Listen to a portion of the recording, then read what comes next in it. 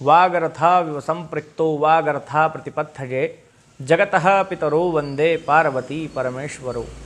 नमस्कार प्रिय दर्शकों, आपका स्वागत है मेरे YouTube चैनल एस्ट्रो योग वॉइस में। आज हम बात करने जा रहे हैं अधिक मास के विषय में। इस वर्ष श्रावण में अधिक मास आया हुआ है, इसलिए हम आज का जो विषय रखने जा रहे हैं वो अधिक मास है। अधिक मास में हमें क्या करना चाहिए, क्या नहीं करना चाहिए, अधिक मास कैसे बनता है और क्या इसका महत्व है, इस बारे में हम चर्चा करने जा रहे हैं। इसके पहले आप सुन लीजिए, पुराणों में अधिक मास को लेकर के एक श्लोक दिया गया है। उस श्लोक का अर्थ, यस्मिन् चांद्रे न संक्रांति सो अधिमासो निज्ञते तत्र मंगल कार्याणि नैव कुर्यात् कदाचना। अर्थात जिस मास में सूर्य किसी भी राशि में संक्रांति ना करें, अपनी राशि को ना बदलें, उस मास को अधिक मास कहा जाता है। और उस मास में किसी भी तरह से कोई भी मांगलिक कार्य नहीं करना चाहिए। सूर्य 12 महीने में अलग अलग राशियों में संक्रांति करते हुए अपना गोचर काल बनाते रहते हैं, लेकिन अधिक मास में वे किसी भी राशि में संक्रांति नहीं करते हैं, इसीलिए इसे अधिक मास कहा जाता है। अब बात करते हैं अधिक मास के बनने की। अधिक मास बनता कैसे है, तो आइए खगोलीय घटना के आधार पर इसको समझने की कोशिश करते हैं। सौर वर्ष में 365 दिन, 15 घटी, 20 पल और 57 विपल होते हैं। तो वहीं चांद्र वर्ष में 354 दिन, 22 घटी, 1 पल और 23 विपल होते हैं। जब अगर देखा जाए तो पूरे वर्ष में चांद्र वर्ष और सौर वर्ष के मध्य 10 दिन, 53 घटी, 21 पल का अंतर आता है। लेकिन इस अंतर को बराबर करने के लिए जब 3 वर्षों के बाद इस बचे हुए अतिरिक्त दिनों को जब जोड़ दिया जाता है तो पूरे 1 माह का निर्माण होता है, और इस माह को ही अधिक मास कहा जाता है। मल मास को काल का मल भी कहा जाता है। मल का अर्थ है विकार। पूरे 1 वर्ष में सौर वर्ष और चांद्र वर्ष के बीच जो अंतर आता है, जो समय बचता है, जो दिन बचते हैं, उन विकारों को आपस में जोड़ के जो 1 महीना बनता है उसे ही मलमास कहा जाता है, उसे ही अधिक मास कहा जाता है। पौराणिक कथाओं के अनुसार अगर हम जाएं तो पौराणिक कथाओं के अनुसार अधिक मास अतिरिक्त समय, अतिरिक्त दिनों के बनने से अधिक मास, लेकिन मल मास विकार और विकारों से जो काल का मल है उसके बनने से इसका नाम मलमास हुआ। लेकिन इसके पुरुषोत्तम मास बनने की एक अलग कथा है। 12 माह हैं। 12 माह में सूर्य अलग अलग स्वरूप में 12 राशियों में संचरण करते हुए अपने गोचर काल को आगे बढ़ाते रहते हैं। लेकिन 13वां माह 3 साल के उपरांत जब वो 13वां माह आता है, उसका कोई स्वामी नहीं होता, ना ही उसमें सूर्य किसी राशि में संचरण करते हैं। इस पीड़ा को लेकर के अधिक मास भगवान पुरुषोत्तम श्री हरि के दरबार में पहुंचता है और भगवान से प्रार्थना करता है कि हे प्रभु, 12 माह के 12 स्वामी हैं। भगवान सूर्य नारायण भी अपनी राशियां 12 माह में बदलते रहते हैं, लेकिन मेरा कोई स्वामी नहीं है। लोग मुझे मलमास कह के चिढ़ाते हैं, मेरा उपहास उड़ाते हैं, मुझे मलिमुच्छ भी कहा जाता है। तो भगवान श्री हरि विष्णु मलमास को यह सांत्वना देते हुए कहते हैं कि मैं अपना नाम पुरुषोत्तम तुम्हें सौंप रहा हूँ। पुरुषोत्तम का अर्थ है पुरुषों में उत्तम। और भगवान कहते हैं कि जिस तरह से एक बीज के रोपण करने से उसमें सहस्त्र फल की प्राप्ति होती है, उसी तरह से तुम्हारे अर्थात कि अधिक मास में जो भी कोई एक भी पुण्य करेगा उसे सहस्त्र पुण्यों की प्राप्ति होगी। और इस प्रकार का वरदान प्राप्त करके अधिक मास पुरुषोत्तम मास कहलाने लगा और जप, नियम, पूजन इत्यादि के लिए अत्यधिक प्रसिद्ध हो गया। अधिक मास पूरी तरह से भगवान विष्णु का अति प्रिय माह है और भगवान श्री हरि विष्णु ही इसके स्वामी हैं। इस माह के दौरान जो भी पूजन, पाठ, जप, दान इत्यादि किया जाता है उसका सहस्र गुना फल प्राप्त होता है। देवी भागवत पुराण में भी इसका उल्लेख मिलता है कि अधिक मास के दौरान जो भी पुण्य अर्जित किया जाता है उसके सहस्र गुना पुण्य हमें प्राप्त होते हैं। अब बात करते हैं कि अधिक मास में क्या किया जाए और क्या ना किया जाए। सबसे पहले बात करते हैं क्या नहीं करना चाहिए।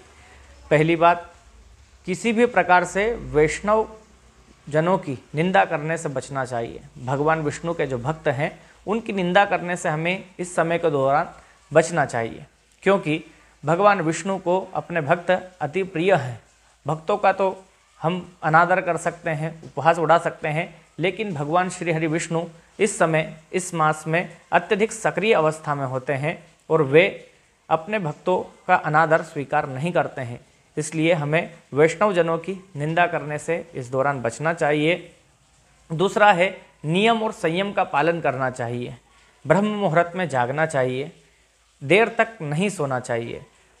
इस दौरान अधिक मास के दौरान हमें बहुत देर तक सोना नहीं चाहिए, ब्रह्म मुहूर्त में जागना चाहिए, भगवान श्री हरि विष्णु की आराधना करना चाहिए।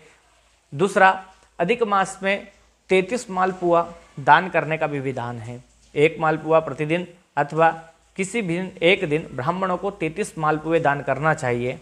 इन 33 मालपुआ दान करने के पीछे भी एक पौराणिक कथा है। भगवान के जो 33 कोटि स्वरूप हैं, अर्थात 33 प्रकार के जो देव कहे गए हैं, वे इस प्रकार से हैं। अष्टवसु, 8 तरह के वसु हैं, 11 रुद्र, 11 रुद्र हैं, 12 आदित्य, 12 आदित्य हैं, 1 वसटकार हैं और 1 प्रजापति हैं। इन सबको मिला करके 33 कोटि देवी और देवता होते हैं। इन 33 कोटि समस्त देवताओं के जो अधिपति हैं वे भगवान विष्णु ही हैं। इसलिए अधिक मास के दौरान 33 मालपुओं का दान करने का विशेष महत्व बताया गया है, क्योंकि मालपुए में जितने छिद्र होते हैं उतने छिद्रों के सहस्त्र कोटि पुण्य जातक को दान करने वाले को प्राप्त होते हैं। इसलिए अधिक मास में 33 मालपुए ब्राह्मणों को अवश्य दान करना चाहिए। दान करने के लिए पूरे अधिक मास में नियम भी दिए गए हैं। प्रतिदिन अनेकों तरह की सामग्रियां दान की जाती हैं। उन दान सामग्रियों को भी आप इन नंबर पर संपर्क करके व्हाट्सएप पर प्राप्त कर सकते हैं। अधिक मास के बारे में और विस्तृत से अगर हम जानकारी प्राप्त करना चाहें तो भगवान महर्षि वाल्मीकि ने यह भी बताया है कि अधिक मास में हमें क्या खाना चाहिए, क्या नहीं खाना चाहिए। महर्षि वाल्मीकि की बात करें तो महर्षि वाल्मीकि ने बताया है कि अधिक मास के दौरान उड़द, राई, प्याज, लहसुन, गाजर, मूली, गोभी, दाल, शहद, तिल का तेल, दूषित अन्न और तामसिक भोजन, इसका पूरी तरह से त्याग कर देना चाहिए और अधिक मास के दौरान हमें ये चीज़ें ग्रहण नहीं करना चाहिए। वाल्मीकि महर्षि की बात माने तो हमें क्या ग्रहण करना चाहिए ये भी सुन लीजिए। गेहूँ, चावल, मूंग, जौ, मटर, तिल, ककड़ी, केला, घी, आम, जीरा, सौंठ, सुपारी, इमली, आंवला, इनका सेवन अधिक मास के दौरान हमें करना चाहिए। देवी भागवत पुराण के अनुसार आप पूर्व में जान ही चुके हैं कि अधिक मास का विशेष महत्व है। अधिक मास में भगवान शालिग्राम पर यदि लक्ष्य 1 लाख तुलसी पत्र से अर्चन कर दिया जाए तो कैसी भी कामना हो निश्चित ही निसंदेह ही वह पूरी होती है। अधिक मास जो एक यात्रा है नर से नारायण बनने की, इसलिए हमें इस दौरान पूरी तरह से अपनी सात्विक ऊर्जा को, अपनी जो एनर्जी है, जो पॉजिटिव एनर्जी है, उसको पूरी तरह से भगवान के चरणों में सौंप देना चाहिए और इस यात्रा में, ऊर्ध्वगामी यात्रा में शामिल हो जाना चाहिए। इसमें सबसे अत्यधिक महत्व अगर देखने को मिलता है तो स्कंद पुराण में अवंती खंड में दिया हुआ है। इस दौरान अवंतिका अर्थात उज्जैन में स्थित सप्त सागरों, जो 7 सागर हैं, उनके दर्शन करना चाहिए, वहाँ पर स्नान करना चाहिए और वहाँ पर जो दान की सामग्रियाँ हैं वो दान करना चाहिए। साथ ही उज्जैन में स्थित 9 नारायण और 84 महादेव के दर्शन भी करना चाहिए। अधिक मास में स्कंद पुराण में इसका उल्लेख मिलता है। अधिक मास में यदि कोई भी व्यक्ति वहाँ पर जाकर के दर्शन, पूजन और दान इत्यादि करता है, उसे सहस्त्र कोटि पुण्यों की प्राप्ति होती है। अधिक मास में ज़्यादा से ज़्यादा हमें दान करना चाहिए और जप करना चाहिए। जितना भी हो सके हमें भगवान विष्णु को प्रसन्न करने के लिए अधिक से अधिक जप करना चाहिए। एक मंत्र, एक श्लोक मैं आपको यहाँ पर दे रहा हूँ, आप उसका जप अवश्य कीजिए।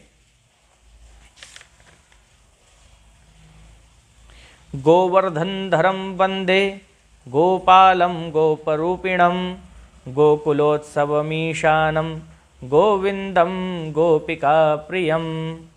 इस श्लोक का अधिक से अधिक नित्य जप कीजिए और पूरे अधिक मास में भगवान विष्णु को, श्री हरि को प्रसन्न करने की कामना करते हुए अपने कर्म करते रहिए, क्योंकि यदि लक्ष्मी को प्राप्त करने की कामना है तो श्री हरि को प्रसन्न कर लीजिए, स्वयं भगवती लक्ष्मी आपके द्वार पर आकर खड़ी हो जाएंगी। नमस्कार। जय श्री महाकाल।